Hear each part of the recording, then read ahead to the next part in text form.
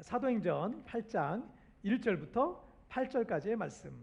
한 절씩 교독할 때 제가 1절 말씀 먼저 봉독해 올리겠습니다. 사울은 그가 죽임당을 마땅히 여기더라. 그날에 예루살렘에 있는 교회에 큰 박해가 있어 사도 외에는 다 유다와 사마리아 모든 땅으로 흩어지니라.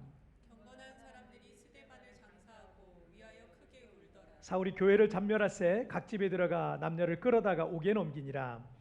그 흩어진 사람들이 두루다니며 복음의 말씀을 전하세. 빌립이 사마리아 성에 내려가 그리스도를 백성에게 전파하니 우리가 빌립의 말도 듣고 행하는 표적도 보고 한 마음으로 그가 하는 말을 따르더라.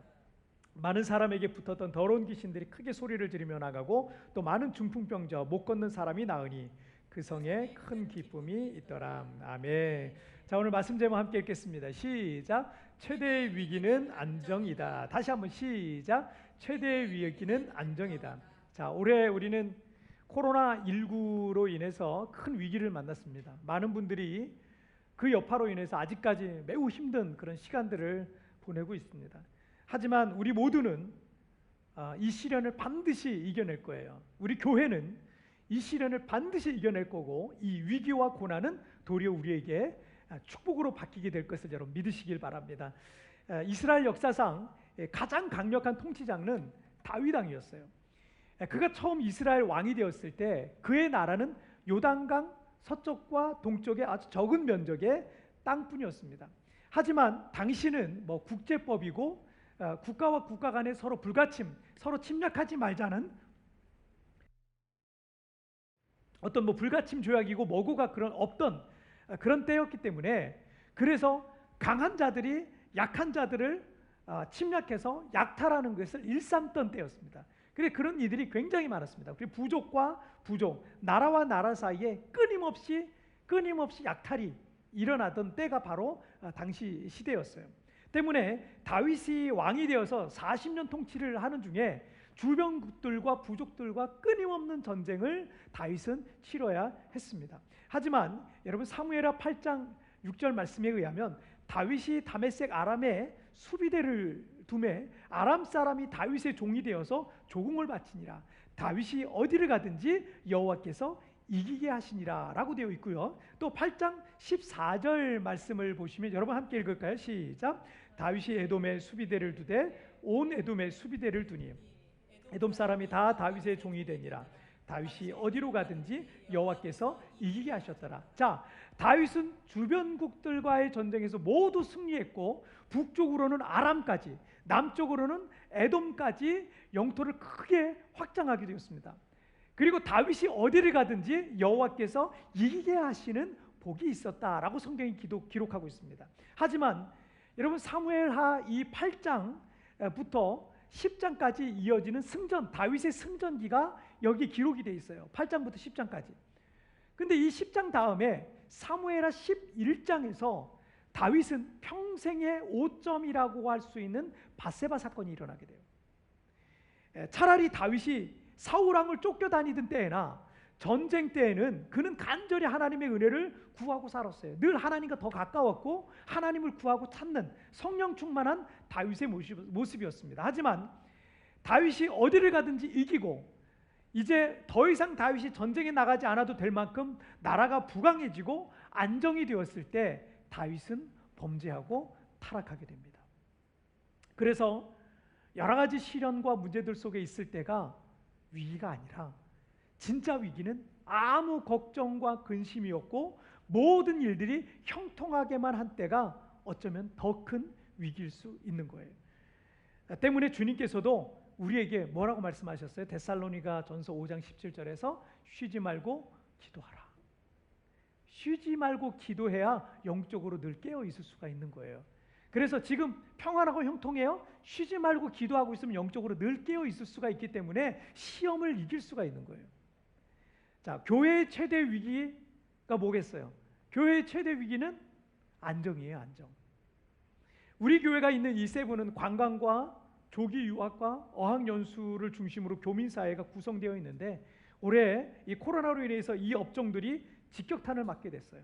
교민들 중에 약 80%에서 90% 교민들이 철수를 했다 그래요.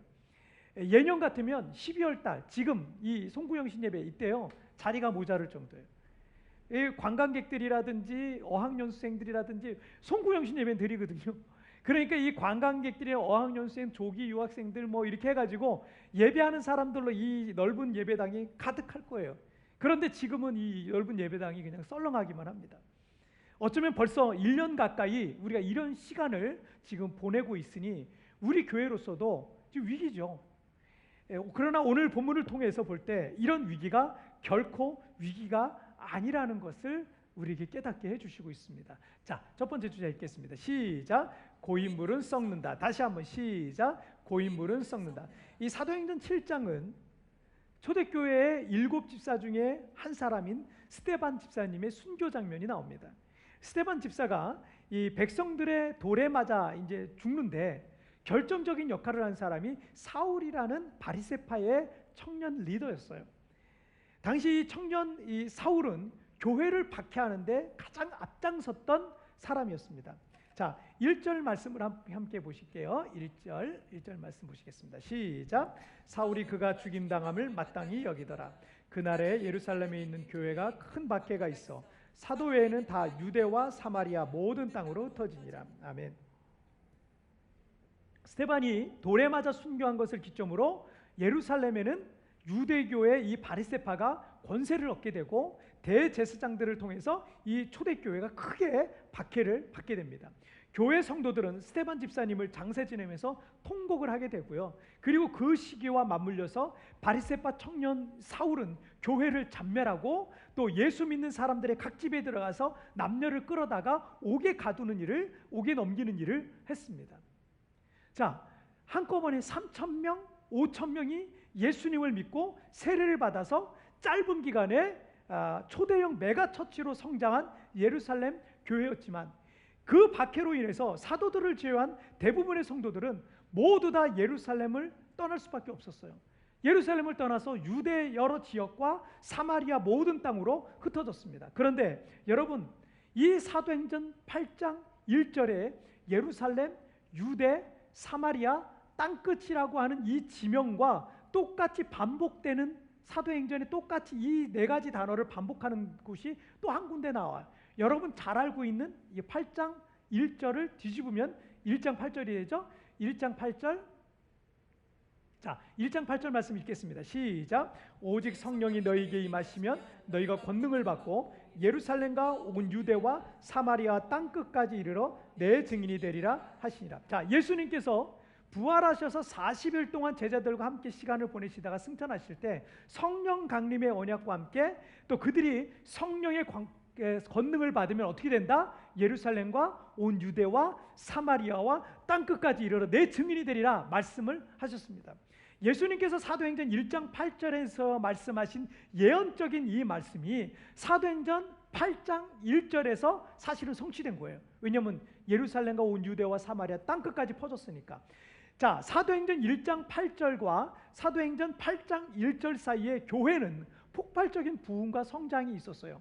자, 오순절 성령 강림 이후에 베드로의 설교를 통해서 사도행전 2장에서 3,000명이 예수님을 믿고 세례를 받게 됩니다. 사도행전 3장에 가면은 성전 미문 앞에서 구걸하던 사람을 베드로와 요한이 일으켜 세우는 기적을 일으킵니다. 그리고 베드로가 설교를 하죠. 그때 그 기적과 함께 설교를 통해서 5,000명이 예수님을 믿게 되는 역사가 사도행전 3장 4장에 나와요. 자, 그렇게 예루살렘 교회는 허다한 사람이 예수를 믿고 신자가 돼서 초대교회는 짧은 시간에 안에 대형 교회로 성장을 하게 됩니다. 자, 저 역시 교회를 개척한 사람이고 늘 일꾼이 부족하고 재정이 부족하고, 개척교회는 그렇잖아요. 일꾼이 부족하고 재정이 부족하고 목사 혼자서 이리 뛰고 저리 뛰면서 사역을 하니까 늘 마음속에 어서 좀 큰 교회가 돼서 모든 면이 좀 안정이 되고 사역도 좀 안정적으로 하고 싶다는 생각이 제가 왜 안 들겠어요. 어저께도 하루 종일 나와서 교회에서 뭐 일을 해야 됐어요. 그저께도 교회 와서 또 뭐 일을 해야 됐어요. 그러니까 와서 뭐 일을 해야 되는 거예요. 일을 하고 뭐 땀을 흘리면서 뭘 해야 되고, 이거를 또 누가 좀 해주면 좋겠다, 이런 만한 일들도 제가 막 계속 하고, 또 밤에는 또 말씀 준비하느라 또 밤을 새고 막 이런단 말이에요. 그러니까 제 마음에도 모든 게 좀 안정이 돼서 좀 편안하게 좀 사역도 좀 안정적으로 하고 싶다, 이런 생각이 제 마음에 사람이니 왜 안 들겠습니까? 우리 교회 어떤 성도들보다 교회의 안정에 대한 생각을 가장 많이 하는 사람이 어쩌면 저일 거예요. 그런데 교회의 위기는 사실은 안정에 있어요. 교회가 재정적으로 안정이 되고 봉사자들도 안정이 되고 특별히 염려될 것이 없으면요, 교회가 병들기 시작하는 경우가 사실은 많이 있습니다. 여러분, 그래서 한국에 있는 많은 교회들 중에 다툼이 있는 교회들이 있어요. 근데 그 다툼이 있는 교회들 이렇게 자세히 들여다보면 뭐 가지고 싸우는 경우가 많냐면 돈 때문에 싸우는 경우가 많아요. 재정 때문에 싸우는 경우가 많아요. 그게 문제가 되는 경우가 사실은 많이 있습니다. 자, 여러분, 이스라엘에는요, 북쪽에 위치한 이 갈릴리 바다와 또 남쪽에 위치한 사해 바다가 있어요. 이렇게 갈릴리 바다와 사해 바다가 이렇게 양쪽으로, 사해 바다가 훨씬 이제 규모는 크죠. 이 갈릴리 호수라고도 부르지만 워낙 큰 호수니까 바다라고 부르기도 합니다. 자, 갈릴리 호수 혹은 바다에는 많은 어류와 생명력이 가득한 반면에 사해는 영어로도 데드시라 그래요. 데드시, 사해, 죽음의 바다예요. 죽음의 바다. 그렇게 불리는 것처럼 염도가 일반 바다의 10배 정도 됩니다. 일반 바다는 한 3.2%의 염도를 기록하는데 이 사해 바다는 32%가 돼요. 염도가 너무 높기 때문에 생명체가 살 수 없는 죽음의 바다입니다. 같은 땅에 있는 바다인데 왜 이렇게 다를까요? 어떤 분들은 이것을 이렇게 해석합니다. 갈릴리는 요단강을 통해서 계속 그 갈릴리 바다 물을요, 호수 물을 계속 흘려보냅니다. 그리고 주변의 시내와 강들로부터 새로운 물을 계속 공급받고 흘려보내서 생명력이 계속 새롭잖아요. 새로운 거예요. 그런데 사해 바다는 뭐냐면 받기만 하고 흘려보내지는 않는다는 거예요. 마치 고인물이 오래되면 썩듯이 사해는 더 이상 생명체가 살 수 없는 죽음의 바다가 된 것이라는 거죠. 누가복음 6장 38절에 이런 말씀이 있어요. 누가복음 6장 38절 함께 읽을까요? 시작. 주라, 그리하면 너에게 줄 것이니 곧 후이되어 누르고 흔들어 넘치도록 하여 너에게 안겨주리라. 너희가 헤아리는 그 헤아림으로 너희로 헤아림을 도로 받을 것이니라. 자, 우리 예수님께서는 우리가 날마다 생명력으로 흘러 넘치는 삶을 살 비밀을 이미 우리에게 알려주셨어요. 우리 안에 그 생명력이 늘 흘러 넘치게 하는 방법. 자, 아무에게도 흘려보내지 않는 고인물과 같은 사람은 반드시 썩게 된다는 거예요. 하지만 나누어주고 베푸는 사람, 자신이 갖고 있는 재능도 나누어주고 자신이 갖고 있는 물질도 나누어주고 자신에게 있는 것들을 넘치도록 나누어주는 베푸는 사람은요, 언제나 어떻게 해요? 후이되어 흐르고 넘치는 복을 경험하게 된다는 거예요.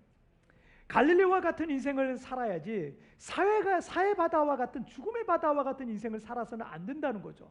예수님께서 승천하시면서 사도행전 1장 8절을 통해서 교회가 예루살렘과 온 유대와 사마리아 땅끝까지 이르러 계속 흘러가라는 거예요. 복음의 증인이 되라고 말씀하셨어요. 그런데 짧은 기간 안에 메가처치로 부흥했던 초대교회는 유대를 떠나서 예루살렘을 떠나서 이방인들에게 복음 전할 생각을 감히 하지 못했어요. 왜 하지 못했냐면, 여러분, 교회가 커지면 교회가 좋거든요. 여기 시스템이 다 있거든요. 여기 모든 시스템이 있고 여기서 내가 누릴 수 있는 게 너무나 많고 너무 좋잖아요. 믿는 사람들이 다 어울려가지고 지니 이게 얼마나 좋아요. 그런데 갑자기 거길 떠나라? 여러분, 이게 쉬운 거 아니에요. 그래서 이걸 포기하는 게 쉬운 게 아니에요. 그리고 유대인들은 이방인들을 만나는 걸 죄악시 여겼어요. 그래서 이방인들에게 복음을 전한다는 건 사실 이 마음속으로 감히 생각을 못하고 있었던 겁니다. 하지만 스데반의 일을 통해서 교회에 큰 박해가 났고 그로 인해서 강제적으로 교회는 해산됐어요. 그리스도인들은 예루살렘에서 온 유대와 사마리아와 모든 땅으로 흩어져서 복음을 전하기 시작한 겁니다. 그로 인해서 세계 복음화의 비전이 실현되어 갔던 겁니다. 자, 올해 이 코로나19로 인해서 우리 교회들도 뿔뿔이 흩어질 수밖에 없었어요. 이민사회에서 여러분, 이민교회가 부흥하고 성장한다는 게 이게 얼마나 어렵습니까? 특히나 여기 오신 우리 세부라는 이 특별한 지역에 오신 분들은요, 거주 기간이 짧아요. 거주 기간이 짧으니까 교회에서는 그런 성도들이 이 교회에 뿌리 내린다는 게 이게 쉽지가 않아요. 왜냐하면 1년 있다 가니까, 2년 있다 가니까, 3년 있다 가니까 교회 하나가 여기 뿌리 내리고 안정적으로 그런 교인들을 중심으로 교회가 이게 성장해 나간다는 게 이게 결코 쉽지만은 않습니다. 그런데 개척해서 지금까지 우리 교회가 여기까지 어렵게 성장해 왔거든요. 참 교회 주변에서 좋은 소문들을 들어가면서 여기까지 잘 성장해 왔던 우리 교회가 코로나로 인해서 대부분의 성도들이 뿔뿔이 이제 흩어지게 됐고요. 큰 시련이고 큰 위기라 할 수 있습니다. 하지만 예루살렘 초대교회가 강제 해산되었지만 도리어 그것이 세계 선교의 도화선이 되었던 것처럼 우리 교회를 향한 또 다른 하나님의 큰 그림이 있음을 여러분 믿으시기를 바랍니다. 3세기 초대 교부 중에 터툴리안이라는 분이 계세요. 본래 이 터툴리안은 불신자 가정에서 태어났지만 195년 이 터툴리안이 40살 되던 해예요. 이 195년 그리스도인들이 신앙을 지키기 위해서 순교하는 모습을 보게 됩니다. 거기에 이 터툴리안이 큰 감동을 받아서 예수님을 믿게 됩니다. 그리고 당시 그리스도인들을 박해하던 정치 지도자들을 향해서 터툴리안은 이렇게 말을 하게 됩니다. 그대들이 우리를 베어버릴수록 우리의 수는 점점 늘어날 것이요. 왜냐하면 그리스도인들의 피는 씨앗이니까. 저는 우리 교회 성도들이 뿔뿔이 흩어졌다고 해서 교회가 망할 거라고 생각하지 않습니다. 왜냐하면 우리 성도들은 지금도 뿌려진 씨들과 같이 어디선가 예수의 이름으로 살아내고 있으며 또 언젠가 꽃피고 열매 맺어서 하나님께 영광 돌리게 될 것을 저는 믿기 때문입니다.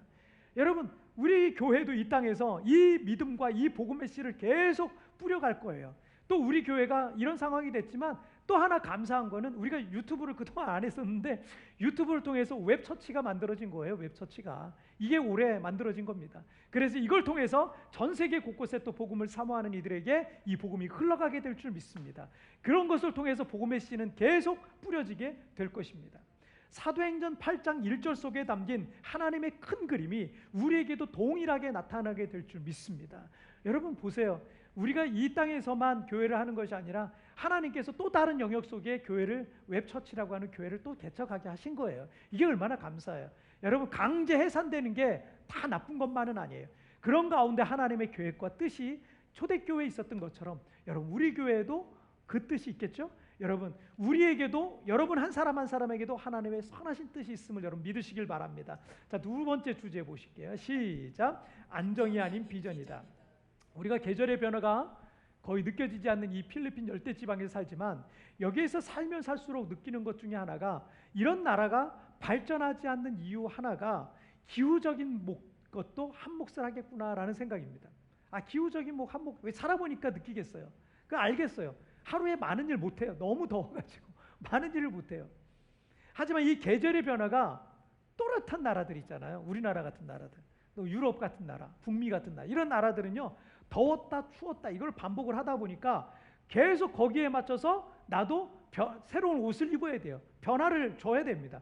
여름에는 옷도 더 시원한 옷, 너무 더우니까 이 추웠다 더워져 보세요. 얼마나 더워요. 더 시원한 옷감을 만들어요. 그리고 시원한 에어컨도 만들기도 하고 그리고 겨울에는 영하의 날씨를 견뎌낼 수 있는 따뜻한 방한 용품들도 만들고 눈 속에서도 따뜻하게 보낼 수 있는 튼튼한 집도 지으니까 건축 기술도 발전하는 겁니까? 발전하는 거예요. 여러분 그런 영역이 한둘이겠어요? 그런 문명의 영역이 한둘이겠어요? 날씨가 사람들을 그냥 게으르게 계속 내버려 두질 않는 거예요. 계속 움직이게 만드는 거예요. 그래서 선진국들을 보면 계절의 변화가 또렷한 지역에 속한 나라들이 선진국들이 많고요. 또 후진국들을 보는 계절의 변화가 거의 없는 지역에 속한 나라들이 많은 것도 어쩌면 그런 이유일 수도 있어요. 때문에 변화가 없이 안정을 추구하는 것은요. 인생을 살아가는데 결코 좋은 태도와 자세가 아니에요. 여러분 이렇게 잘 되지 이건 지금 괜찮지 수입이 계속 들어오지 나는 안정적이지 여러분 그게 좋은 게 아니에요. 뭘 자꾸 또 해야 돼요. 뭘 또 일을 저질러야 돼요. 그렇게 사는 거예요. 우리는 그런 삶을 살아가야 되는 거예요. 지난 주일날 우리가 말씀드렸던 이 오스왈드 챔버스 목사님이 이런 말씀을 하셨어요. 같은 책인데 하나님께서 우리를 부드럽게 다루시면 우리는 별로 주의하지 않기 때문에 하나님께서는 우리의 삶에 위기를 가져오시기도 합니다. 우리 대부분의 사람들이 돈 걱정하지 않고 여러 가지 근심 걱정 없는 삶을 추구하며 살아가고 있습니다. 하지만 사람이 움직이지 않고 편하게만 지내면요. 그게 도리어 건강에 해롭습니다. 건강이 약해지는 것처럼 안정을 추구하는 삶은요. 병들 수밖에 없다라는 것을 가르쳐 주는 거예요. 엊그제 뉴스에 대기업의 창업주의 손녀가 작년에 이 마약 혐의로 징역 1년에 집행유예 2년을 받았거든요. 지금 집행유예 중인 거예요. 그런데 이번에 엊그제 뉴스에 보니까 다시 마약 투약 혐의로 또 입건됐다는 거예요. 집행유예 중인데 지금 다시 입건이 됐다는 거예요. 여러분 생각해 보세요. 하루하루 먹기 살기 바쁜 청년이었다면 그랬겠어요? 지금 알바 뛰고 뭐 또 알바를 2개씩 3개씩 뛰는 그 청년들이라고 생각해 보세요. 절대 그렇게 할 수가 없어요. 할 시간도 없고요. 그런데 이 친구는 뭐예요? 그렇게 열심히 안 살아도 먹고 사는데 문제가 아무것도 없는 거예요. 그러니 엉뚱한 것에 손대는 거 아니겠습니까? 뭐예요? 마음이 병들어 버린 거예요. 너무나 안정이 돼 버리니까 마음이 병들어 버리는 거예요. 그래서 오스왈드 목사님이 이렇게 말씀을 하시더라고요. 만약 어디에서든 위기가 찾아오면 당신의 의지를 다시는 번복할 수 없도록 주님께 완전히 항복하십시오. 주님께 완전히 항복하라는 거, 완전히 순종하라는 거예요. 때문에 여러분 위기는 우리가 하나님 앞에서 바로 설 수 있는 기회인 거예요. 기도의 기회이기도 하고요. 우리가 하나님을 만날 수 있는 기회이기도 하고요. 우리의 모든 죄를 버리고 온전해질 수 있는 기회이기도 하고요. 하나님의 축복과 기적의 역사를 맛볼 수 있는 기회이기도 한 것입니다.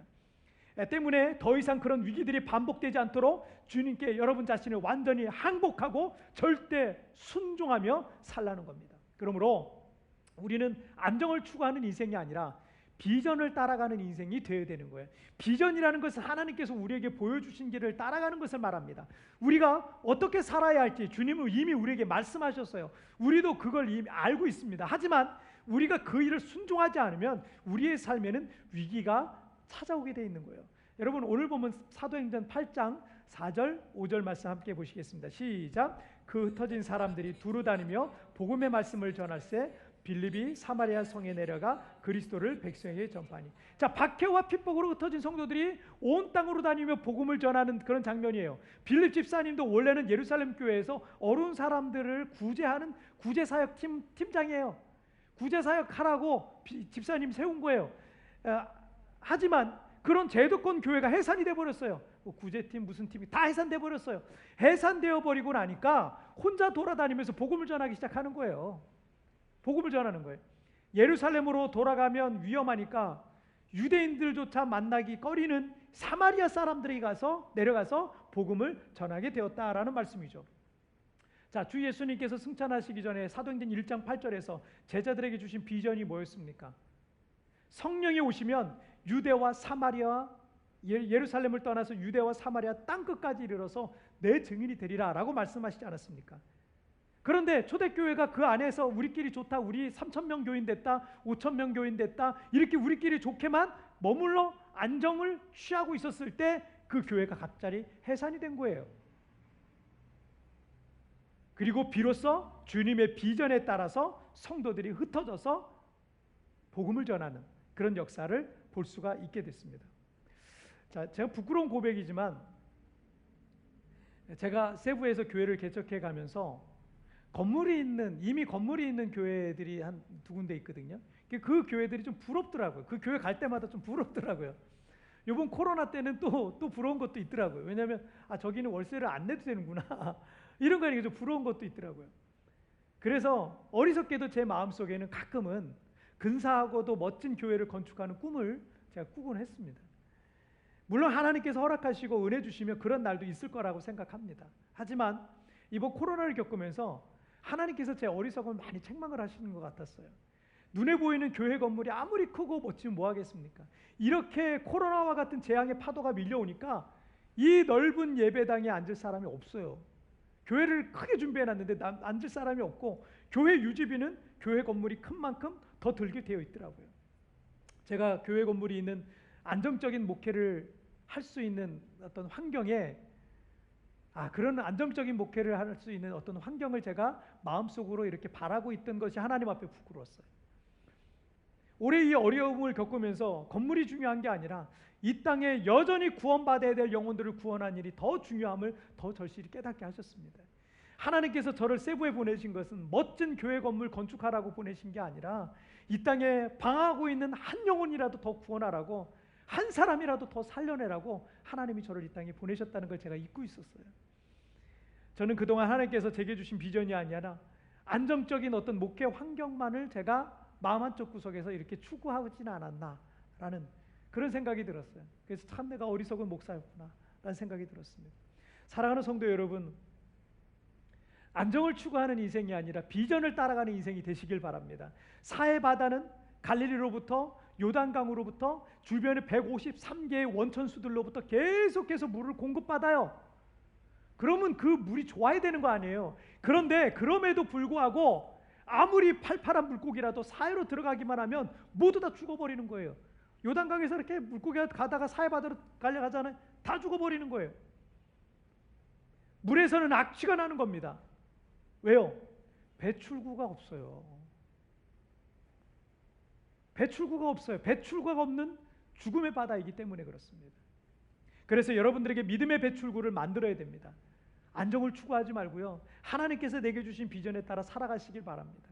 우리 학생들이 공부해서 좋은 대학 들어가고 대기업에 가서 시집장가 잘 가고 돈 벌어서 큰 집 사고 그러다가 죽는 그런 배출구가 없는 꿈이 아니라 하나님께서 나를 공부시키는 이유, 하나님께서 나를 높이시는 이유, 하나님께서 내게 물질을 주시는 이유, 하나님께서 내게 재능을 주신 이유, 하나님께서 나를 통해 하시고자 하는 그 꿈과 비전을 따라 여러분 살아가시기를 바랍니다.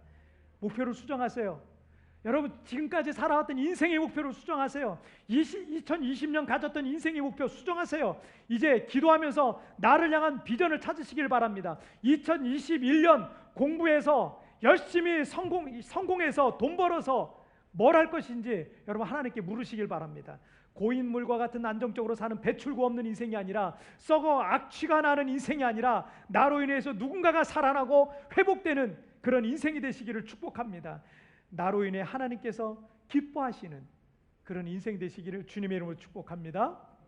자, 오늘 말씀 정리해 보겠습니다. 우리 두 가지 말씀 나눴죠? 자, 읽겠습니다. 시작. 고인물은 썩는다. 안정이 아닌 비전이다.